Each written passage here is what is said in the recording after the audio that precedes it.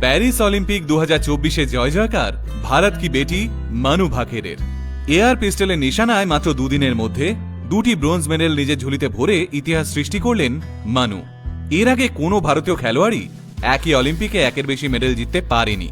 মানু ভাকেরই প্রথম খেলোয়াড় যিনি একই অলিম্পিকে দুটো ব্রোঞ্জ মেডেল জিতে নিয়েছেন।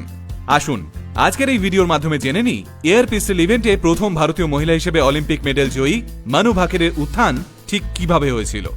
হরিয়ানার ঝাঝর জেলার একটা প্রত্যন্ত গ্রাম হল গড়িয়া। সেখানেই 2002 সালে জন্মগ্রহণ করেন মানু। মানুর পিতা রামকিষাণ ভাকের মার্চেন্ট নেভিতে কর্মরত। ছোটবেলাতেই তিনি শেখা শুরু করেছিলেন মার্শাল আর্টস। মণিপুরের একটা অতি প্রাচীন মার্শাল আর্ট ফর্মের নাম হল হুয়েন লালগান। এই খেলা দিয়েই হাতেখড়ি মানুর। এরপর টেনিস, স্কেটিং, এমনকি বক্সিংও শিখেছেন মানু। শুধু তাই নয়, জাতীয় স্তরে এই সমস্ত খেলাতে অসংখ্য মেডেলও জিতেছেন মানু।